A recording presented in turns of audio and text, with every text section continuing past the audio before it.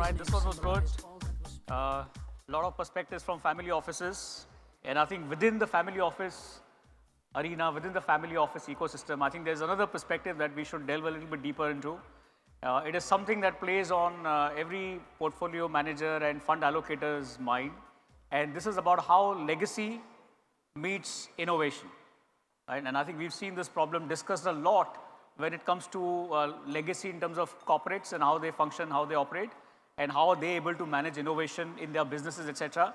The conversation here is going to be a little different. It's about legacy portfolio management or family office operations and how that thought process has to change to align itself to the new reality. What are the challenges? You know, how are these family office allocators looking at these new innovative products, new ways of investing, etc., etc. So let me not stand in the way of this. Let me invite the moderator for this session, Apurva. Apurva Sahijwani, I think, is again someone who we all know well enough. Thanks for agreeing to moderate this session, Apurva. Thank you, it's a pleasure. Apurva is the MD and CEO at Avendus Wealth Management. Needs no further introductions. I'll leave this panel in your hands now.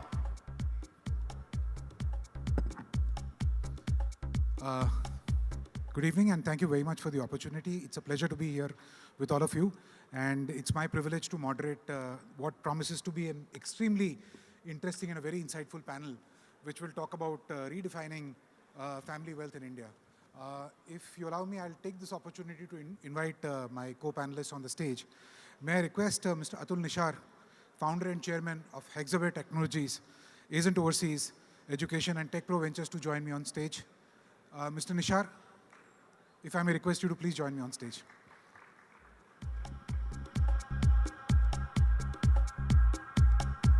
Thank you very much. Thank you. Where else? Maybe you can take the farthest chair. My next co-panelist is Mr. Rupani, Head of Family Office at Dinesh Hinduja Family Office.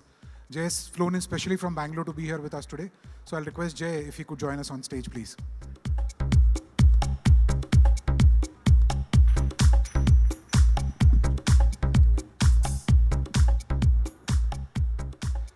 May I now request Mr. Rishabh Shroff, equity partner at Cyril Amarchal Mangaldas, to join us on stage. One of the best minds in the profession and somebody who has a very, very strong understanding of the legal aspects of family offices. Thank you, Rishabh. Thank you for joining us. Thank you.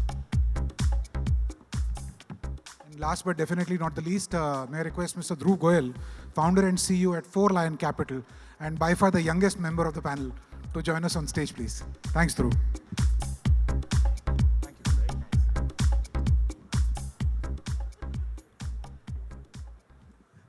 Thank you, ladies and gentlemen, once again for your attention. And what I thought I'll do is, over the next 30 minutes or so, put some very, very relevant questions to this panel.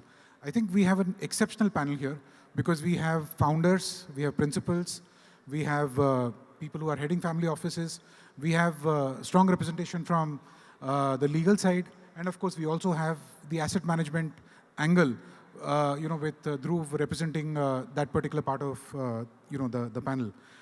There are a lot of interesting thoughts which come up today when we look at how family wealth in India has been managed. I thought what I'll do is I'll request Mr. Nishar to throw some light in terms of what has been the evolution of family offices in India.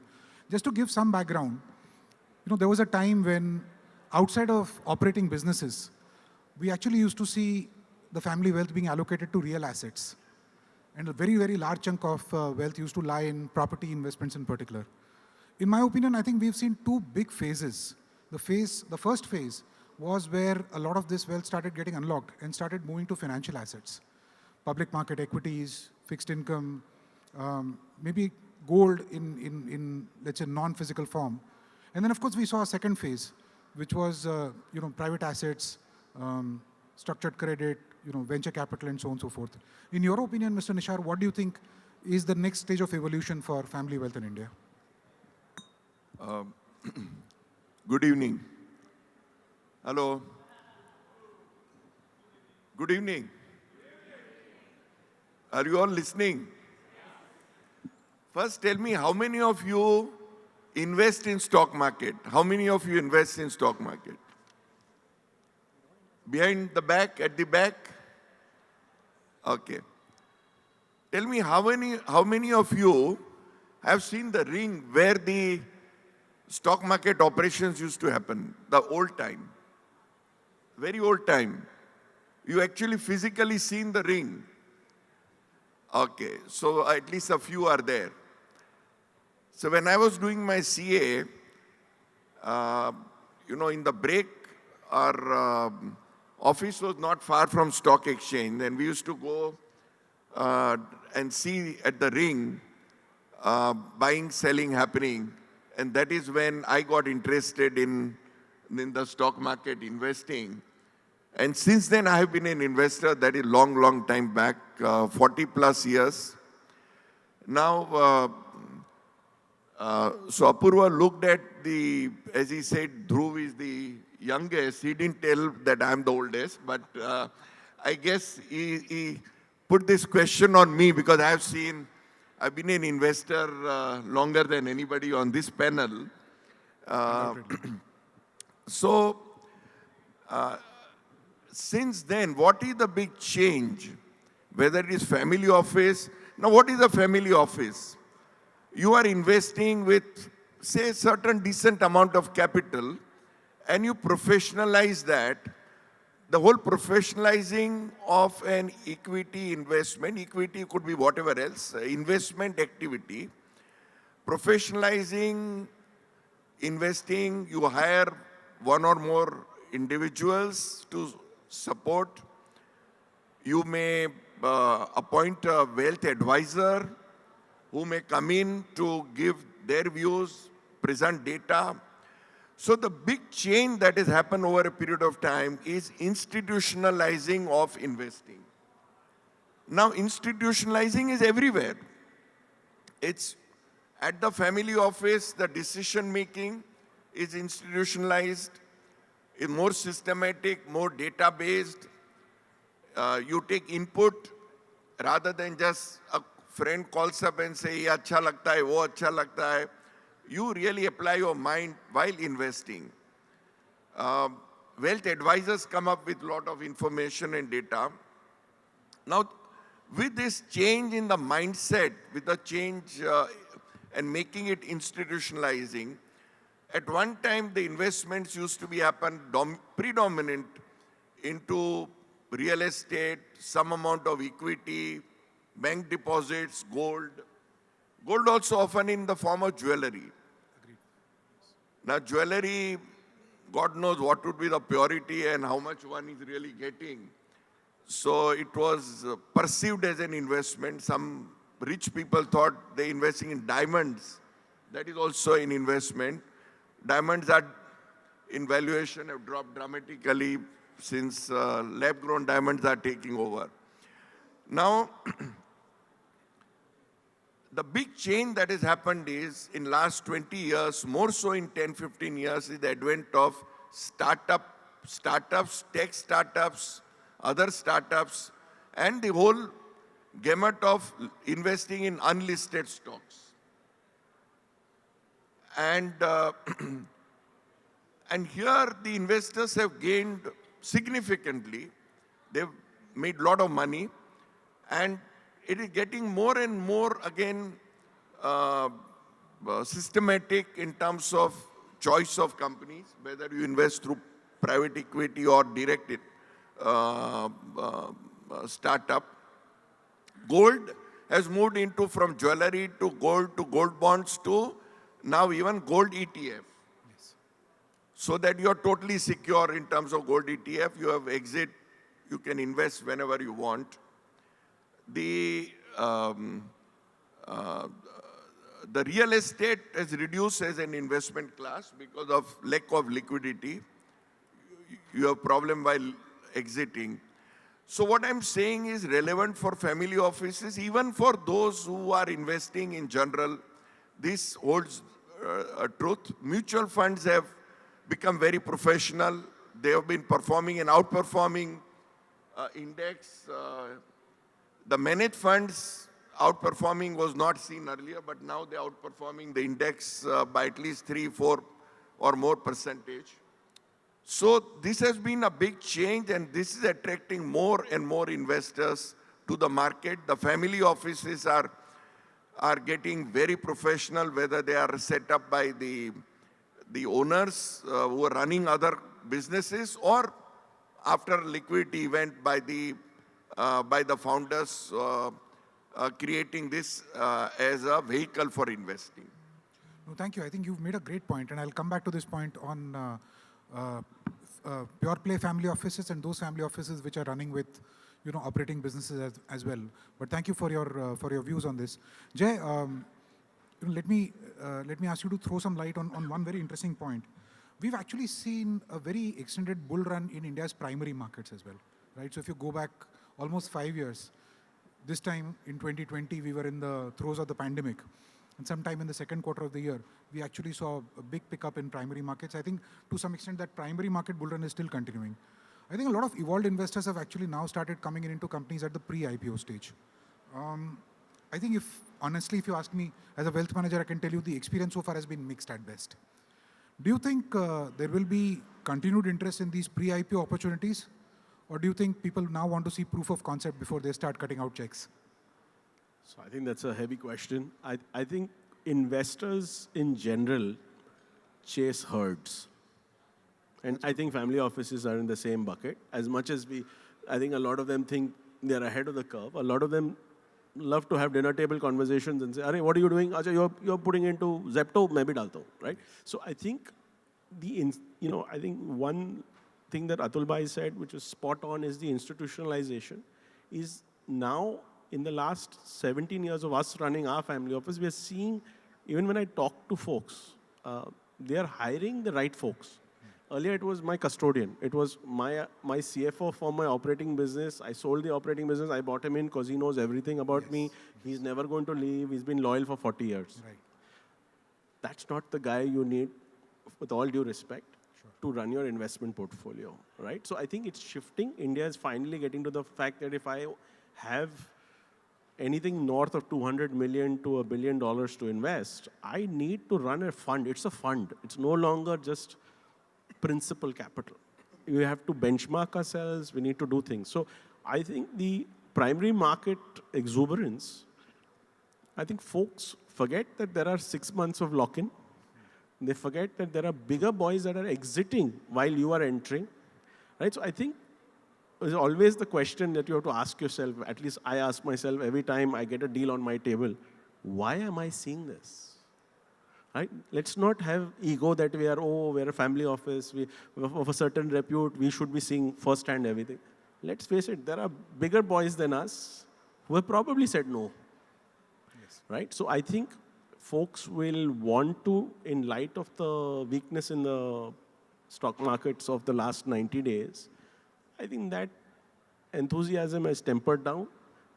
Like anything else, there's an old saying from my investment banking days, which was, put lipstick on the pig, right? And let's get this thing done, right? And so I think a lot of that also happens in the froth, and so a lot of people get burnt. So hopefully not too many people get burnt, but I think a lot of more caution is coming in on that.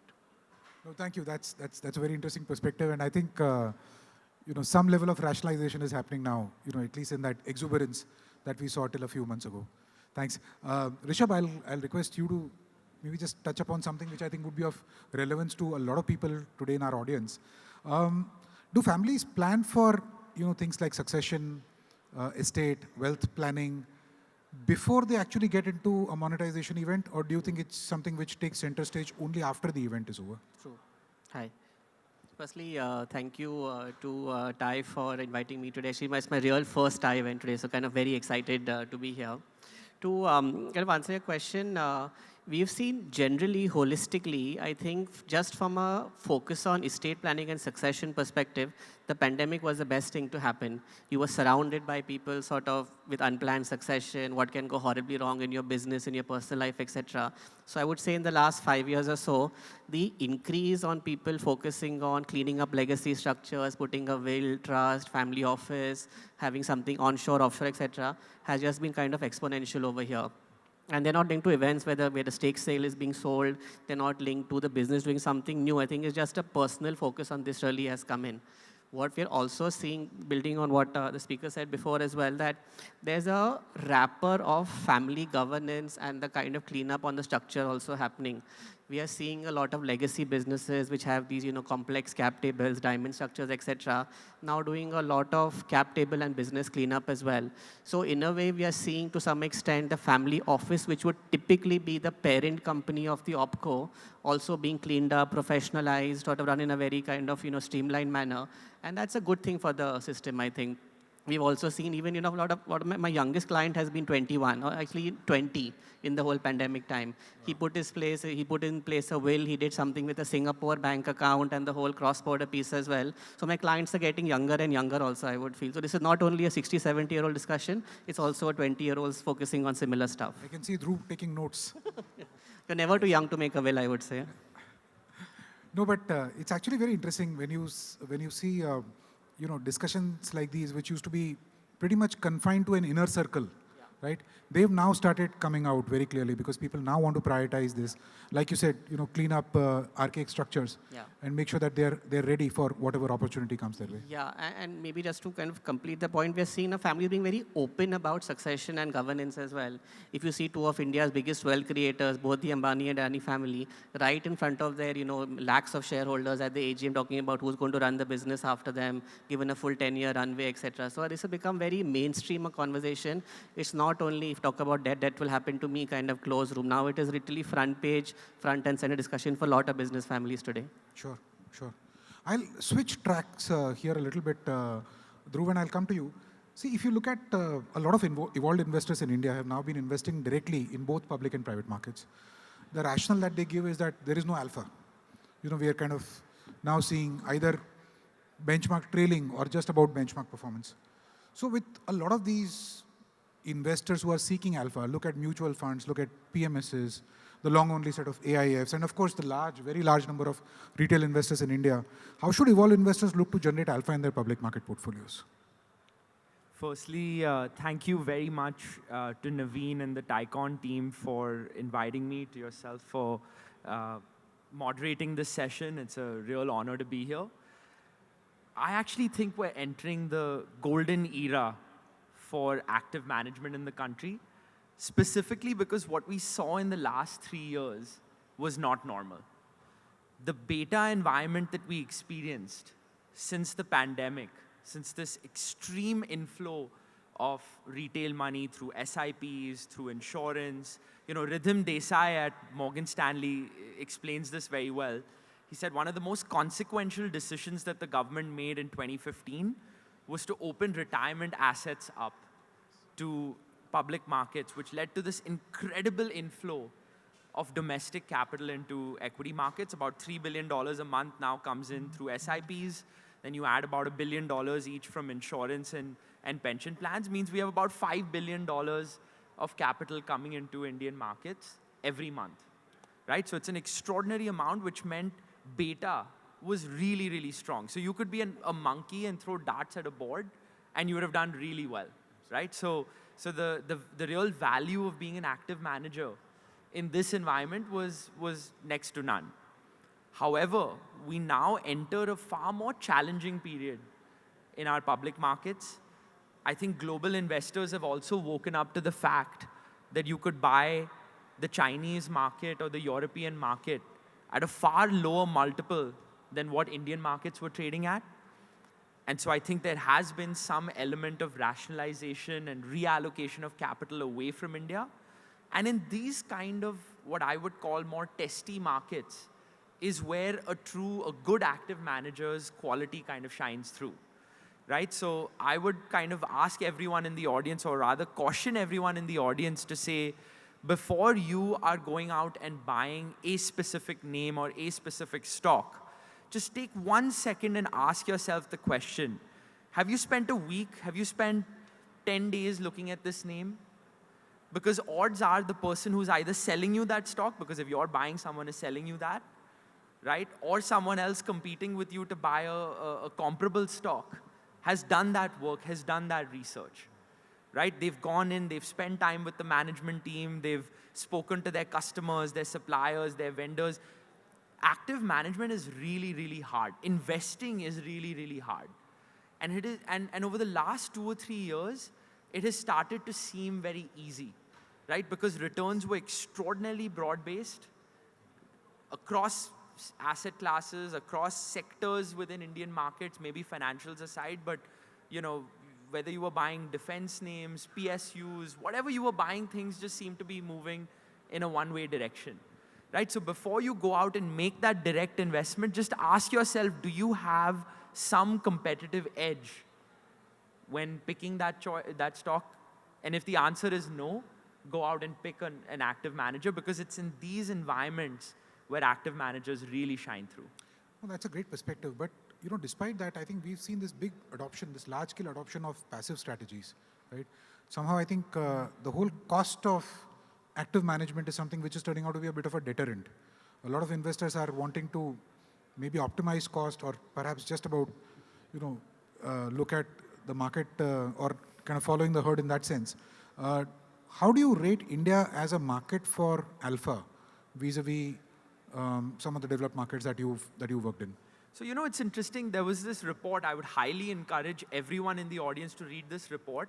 It was from November 2023. It was a Kotak report where they looked across the mutual fund industry. The mutual fund industry is unique relative to the Nalandas or Mansas of the world, because you actually get real returns data, right? So what Kotak did was they took the mutual fund industry and they asked the question, what % of AUM has actually beaten comparable benchmarks in the mutual fund industry? Yes. And what they found is over a 10-year period of time, going up to November 2023, I'm sure that data doesn't change dramatically over the last year and a half, but over a 10-year period of time, 50 to 70% of AUM has actually beaten comparable benchmarks. So when I saw that, I thought it was pretty interesting, right? Like active managers, 50 to 70% beating the benchmark. Who are they doing that at the expense of? At the end of the day, the secondary markets is a zero-sum game, right? Someone's munafa is someone else's loss. Absolutely. So when you double-click into that, what you find is there are 2 or 3 very specific sources of alpha that exist in Indian markets. So I'll give you what those broad kind of sources are, right? So number one, you know, what these mutual fund guys do is when, you know, Hexaware or any of these businesses are going public, they go out and say, what if the banker says you're worth 15,000 crores, they say, no, we're going to only offer you 10,000 crores. And by the way, try doing the IPO without us, right? Because they are a 60, 70 lakh crore AUM. They're behemoths. They're behemoths. And so they end up putting a lot of downward pricing at these banker rounds just before the IPO happens, such that you tend to get that 15, 20, 30% pop at IPO. So that's an instant source of alpha in the primary market. So that's one. 2 is, interestingly, India has had a culture of conglomerates, right? You know, there's been this empire building kind of focus. You look across the Lal Street, right? Whether it's the Birla family, the Reliance family, it's been this focus on conglomerates. Right. Now, conglomerates typically trade at a discount to the underlying sum of the parts. So another incredible source of alpha we see in Indian markets today is these conglomerates realizing that the sum of the parts are actually worth far more than the conglomerate itself, right? So I'll give you 2 or 3 great examples of this. Sanofi India spun out their consumer health business. Both stocks together today are worth far more than the consolidated entity. Yes. Tata Motors, realizing where Ashok Leyland trades, is looking at now spinning out its commercial vehicles business. So ITC do this with their hotels business recently. Exactly, right? So like that, you have a ton of examples of conglomerates spinning out a part of their business, which can create incredible source of alpha. So primary markets, conglomerates, and then the last piece of alpha that I see in Indian markets is Indian markets are unique where there's an incredible amount of rotation of capital between both sectors and across market cap ranges. So what do I mean by that? Let's start with sectors. A lot of the stuff that seems out of fashion just in the preceding 2 or 3 years, very quickly comes back into vogue. And then very quickly goes out of vogue as well. Yes. So being in the flow, talking to comparable hedge funds and active managers, talking to comparable family offices, all of that really helps you know where the smart money is going. So I'll give you a good example of this. Sure. Pre-COVID, nobody wanted to touch PSUs. I don't know what happened during the COVID time. I think you had banks like Canara and Bank of Baroda and all trading at 0.3, 0.4 times book value. Not just that, dividend yields on some of these stocks were are like 10+%. 10+%, right? yes. So suddenly there was a huge rotation of capital into PSUs. Anybody that was ahead of that trade made a ton of money. If you look across the market cap spectrum, nobody was buying small cap, mid caps pre-COVID. If you just take the BSE 500 and see the large cap, the 100 largest names there versus the 250 beyond that and then the 150 beyond that, nobody was buying the 400 names below the 100 in the top. That's right. Since COVID, it was all smalls and mids, right? So being ahead of a trend like that can also be a huge source of alpha. Interesting. Thank you. I think that's a great way to deconstruct, the way alpha is, can be generated in markets like India. Jay, I was in my research for the panel. I read one of your interviews where there was this discussion, which interestingly, I don't know. I think maybe, you had a premonition because that's become the hot topic now. Which is, and I think you have a sense of where I'm coming from, which is at what stage should the next gen in India start getting into management of their family offices? You had an opinion on this, and I'd love you to share that opinion with us. Sure. I think I started this at the last TIE event where someone said, what is the one last thing you'd like to leave with the audience? And I said, for next gens, and I had no idea that the behemoths of India would start tweeting and commenting on this over the last 90 days. And my personal view is next gen should come to the family office after 40. After 40? After 40. And why 40? What's so specific about, I mean, they say life begins at 40, right, or not yet 40, but I don't know what was your opinion. So what as part of a network that I run in the country today, I am privy to spending a lot of time with next gens. And what I realize is, next gens, honestly, if you've got a very illustrious father who's been very successful, is actually a burden. Now, conventionally, when you meet your friends, they say, what burden do you have here? You got a BMW, you have a 5,000 square foot house, 4 staff, you don't have to worry about money for the next 5 generations. How can you be bitching and moaning about stuff, right? So the reality is that it's an identity issue. Success also has its own burden, right? So you're under an umbrella that was so illustrious. And I think the one thing that everyone needs to understand, times are different.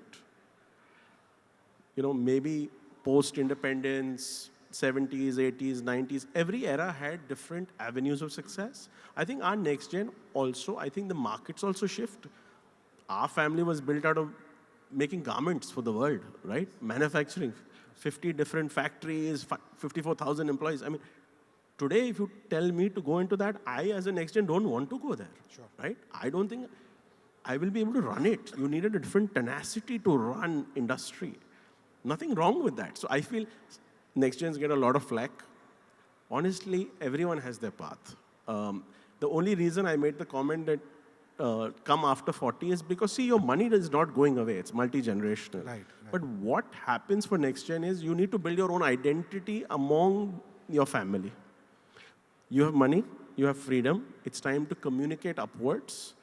Speak to the rest of the family, speak to your father, say, I'd like to go and whatever, go do an MBA, work at McKinsey, work at BCG, work at any firm, Morgan Stanley, right? Go get kicked around a bit, if you don't mind me saying. I think that's the reality. Work for 10, 15, 20 years outside. When you're 40, and then you got to go manage $1 billion, you're going to be very different. Sure. And that's why. I think they have an opportunity. They just need to take it. Remarkable. Thank you.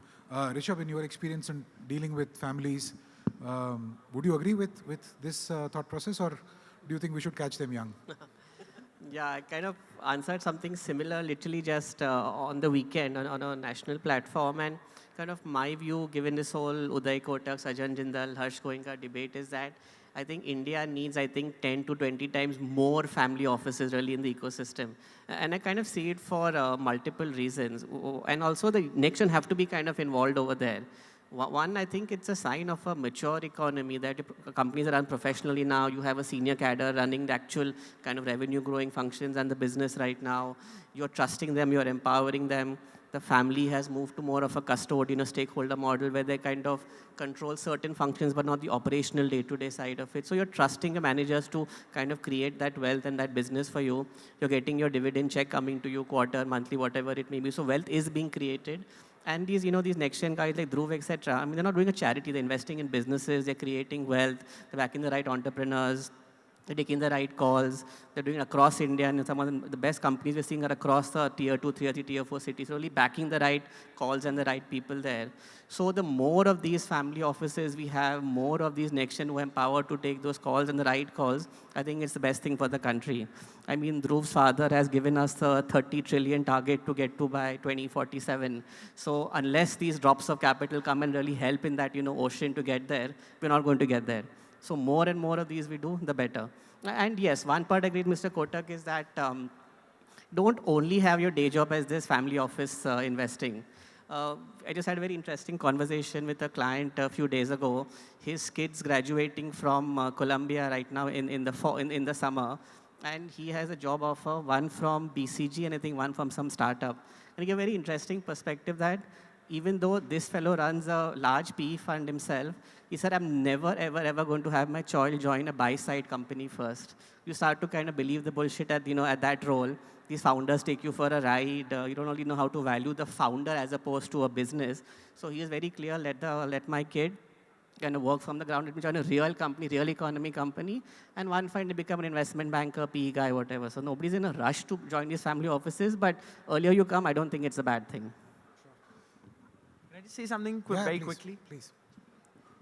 I've grown up in that environment where a lot of my friends are essentially these next-gen leaders or next-gen of many of the top industrialists of our country. What I will also say is that not all of them have the ability and the tenacity to run the businesses that their fathers and grandfathers have put together. That goes without saying. And sometimes just recognizing that in itself is actually a very powerful thing. Because if you look in the West, right, if you look at the top businesses in the West, their CEOs, their CXO, you insert whatever part of the management team you want to look at. Very few of them are actually sons and daughters or second and third generation. They're all professionals, right? Because sometimes the founder also recognizes that their next gen does not have the tenacity and the capability to run the business that they have started. So I don't necessarily think it's a bad thing that this next gen wants to go out and do something separate and different from what their fathers have done.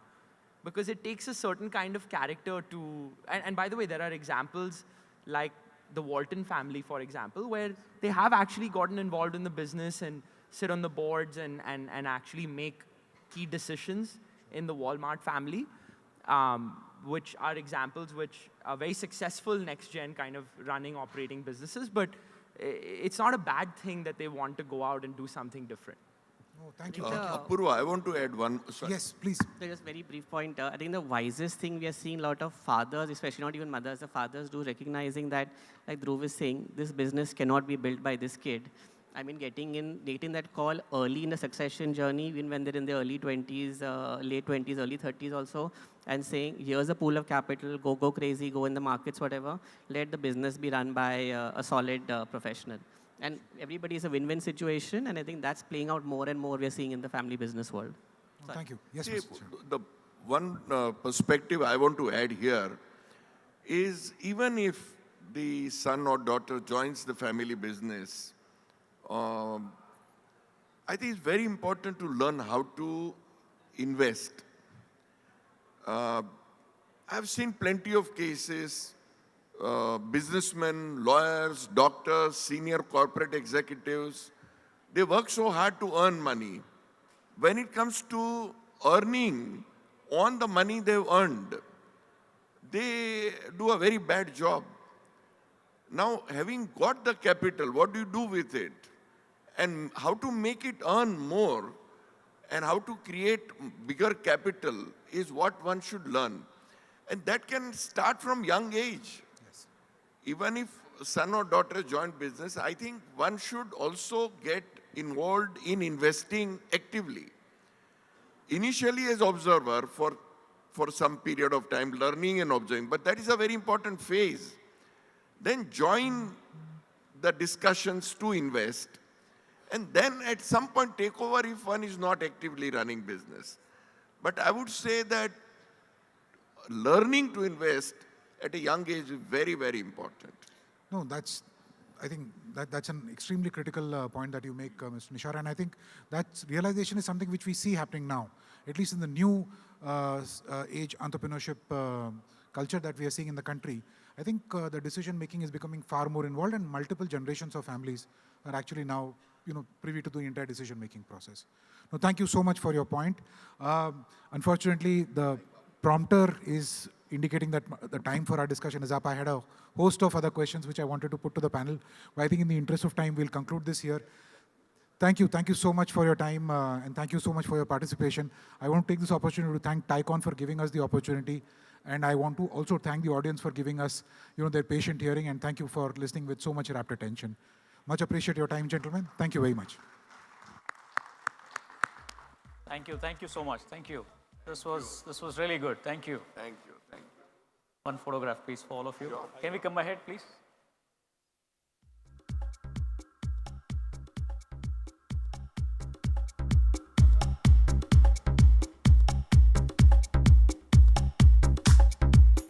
Thanks. Some token of appreciation for all of us. Let's start with Apurva. Next panel is there.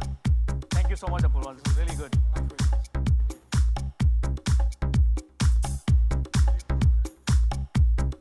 Yeah, we're on time. Dhruv. Thank you so much. Thanks for your refreshing views.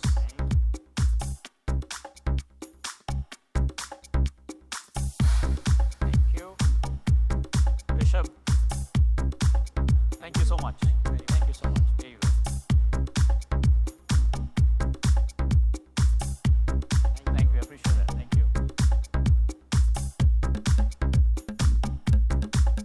Pleasure having you here. Thank you, Jay. There we go. Thanks.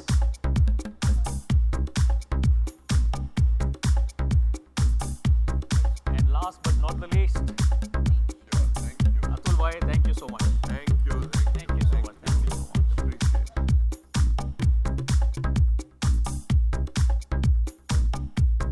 Thank you. Thanks a lot.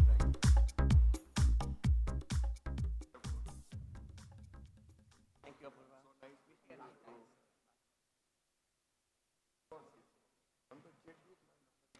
Thanks again. Yeah, very good. Very good. Thank you so much.